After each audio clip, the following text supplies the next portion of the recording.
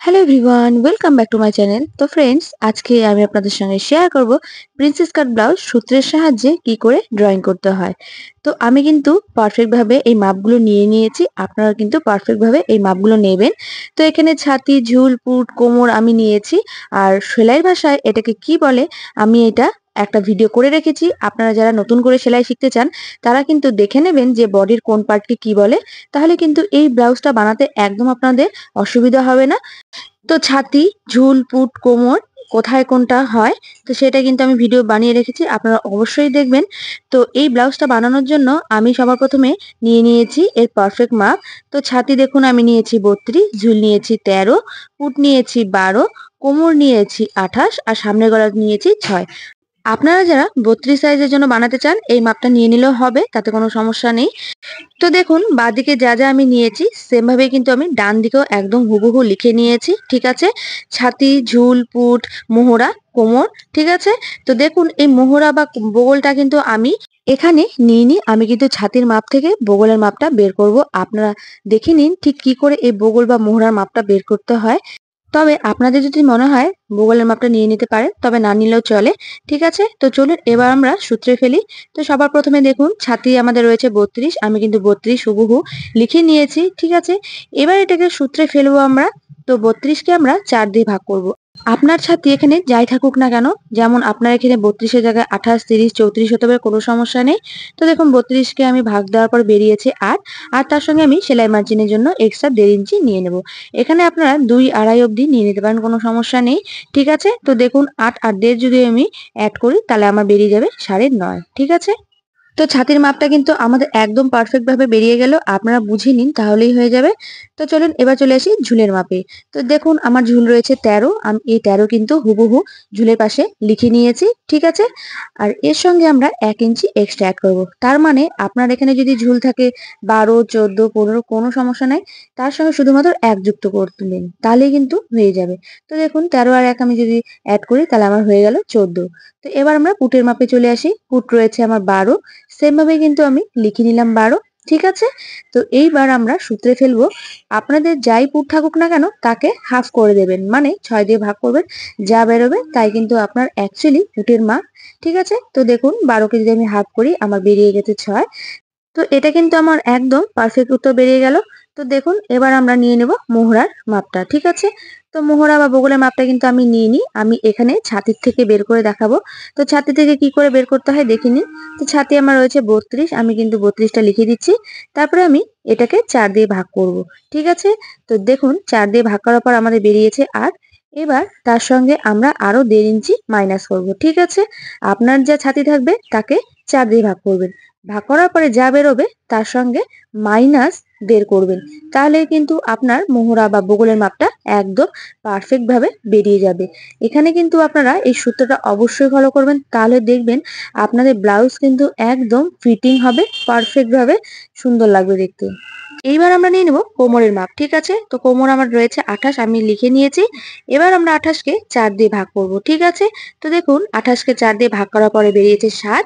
আর দেখুন ওপরে যে আমি ছাতিতে 1.5 ইঞ্চি এক্সট্রা সেলাই মার্জিনের জন্য নিয়েছিলাম, সেটা কিন্তু এখানে আমরা 1.5 ইঞ্চি নিয়ে নেব। তো এই 1.5 ইঞ্চি জায়গা কিন্তু আপনার 2, 2.5 নিতে পারেন, কোনো সমস্যা নেই। তো দেখুন দুটোকে যোগ করার পর আমার বেরিয়ে গেল 8.5। তো এইবার দেখুন পয়েন্টের মাপটা নেব। তো 32 ইঞ্চি পয়েন্টের জন্য আপনারা অবশ্যই 9.5 থেকে 10 ইঞ্চি নেবেন, ঠিক আছে। যখন আপনারা 34-এর উপরে যাবেন, 36, 38, 40, তখন আপনারা 10.5 নেবেন। এই পয়েন্টের মাপটা ড্রয়িং করার সময় কোথায় নিতে হবে আপনারা দেখে নেবেন। এবার চলে আসি সামনের গলা।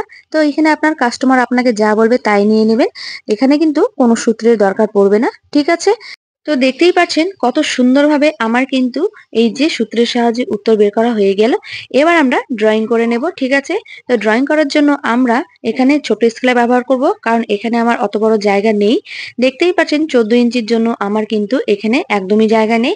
তো সেই জন্য আপনারা জাস্ট কনসেপ্টটা ক্লিয়ার করবেন ঠিক কি করে এটার মাপগুলো নিতে হয়, তাহলেই কিন্তু হয়ে যাবে। তো সেই জন্য এখানে আমি ছোটভাবেই দেখাবো, তো আপনারা অবশ্যই মন দিয়ে দেখবেন। তো সবার প্রথমে আমরা ঝুলের মাপটা নিয়ে নেব। দেখুন আমার ঝুলের মাপ রয়েছে 14, তো 14 ইঞ্চি আমি নিয়ে নেব। তো ধরে নিচ্ছি ওপর থেকে এই নিচ অবধি আমার রয়েছে 14 ইঞ্চি, ঠিক আছে। আপনারা জাস্ট ভালো করে বুঝে নিন তাহলেই হয়ে যাবে। তো ওপর থেকে আমি 14 ইঞ্চিতে নিয়ে নিচ্ছি।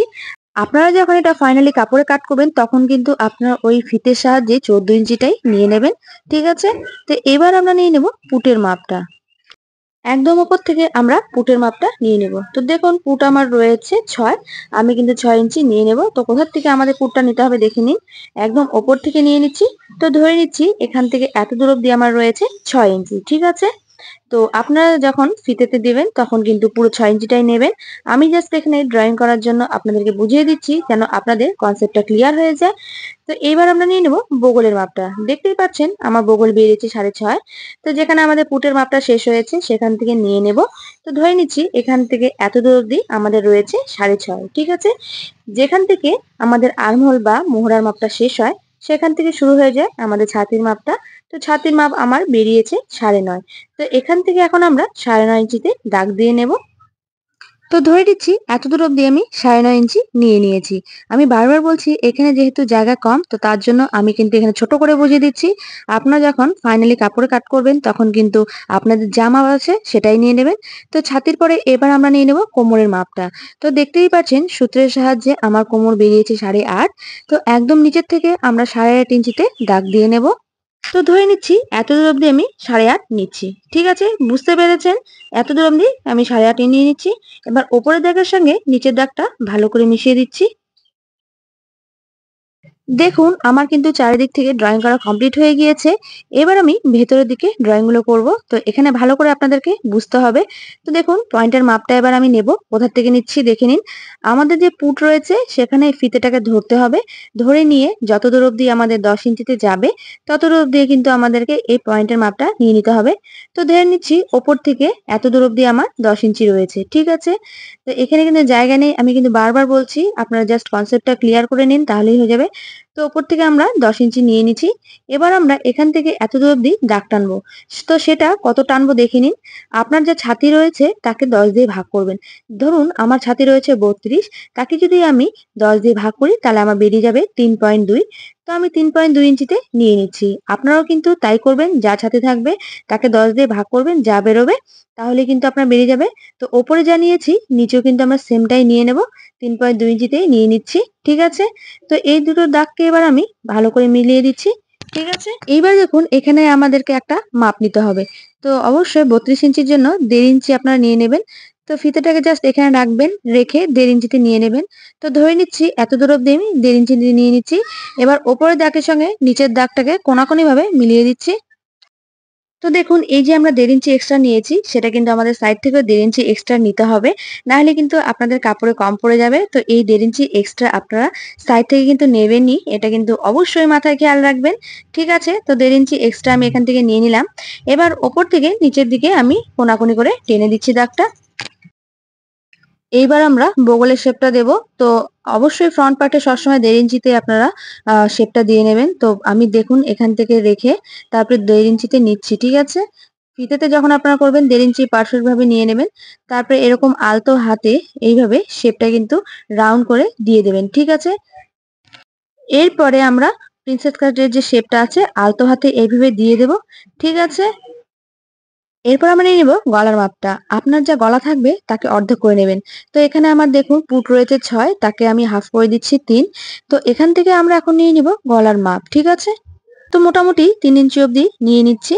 এইবার আমরা নিয়ে নেব সামনের গলা। তো সামনের গলা আমি নিয়ে নিচ্ছি 6। ঠিক আছে? এইবার একটা বক্স বানিয়ে নিচ্ছি। ঠিক আছে? তারপরে কিন্তু আমি শেপটা দিয়ে দেব। তো এখানে আমি রাউন্ড শেপ দিয়ে দিচ্ছি। আপনারা আপনাদের পছন্দ অনুযায়ী নিজের মতন করে শেপটা দিয়ে নিতে পারেন। তো দেখতেই পাচ্ছেন কত সহজে আমি আপনাদেরকে প্রিন্সেস কাট যে ব্লাউজের শেপটা রয়েছে দেখিয়ে দিয়েছি। আশা করছি আপনাদের কোনো জায়গায় বুঝতে অসুবিধা হয়নি। কোথাও যদি বুঝতে অসুবিধা হয় তাহলে অবশ্যই কমেন্টের মাধ্যমে জানাবেন। এখানে যা যা মাপ রয়েছে সেটাকে সূত্রে ফেলে তারপরে কিন্তু আমি এই ড্রয়িংটা করেছি। তো আপনারা ভালো করে পারফেক্ট ভাবে মাপটা নেওয়ার পরে সূত্রে ফেলবেন। তারপরে কিন্তু ভালো করে এই ড্রয়িংটা করবেন। আপনাদের বোঝার স্বার্থে আমি কিন্তু লিখে দিয়েছি কোথা থেকে কি নিয়েছি। ভালো করে দেখলেই কিন্তু আপনারা বুঝে যাবেন। ঠিক আছে? তো সমস্তটা কিন্তু আমি আপনাদের বোঝানোর স্বার্থেই করেছি। আশা করছি আজকের ভিডিওটা আপনাদের অনেক, অনেক ভালো লেগেছে। ভালো করে আপনারা ফলো করলে দেখবেন কোথা থেকে কি হয়েছে। এইভাবে কিন্তু আপনাদের কনসেপ্টটা একেবারে ক্লিয়ার হয়ে যাবে। তো আজকের ভিডিওটা এ পর্যন্তই থাক। আপনাদের যদি কোনো জায়গা বুঝতে অসুবিধা হয় তাহলে কমেন্টের মাধ্যমে অবশ্যই জানাবেন। আর যদি ভিডিও কারো ভালো লেগে থাকে তাহলে অবশ্যই লাইক, শেয়ার আর সাবস্ক্রাইব করে দিয়ে পাশে থাকবেন। ধন্যবাদ।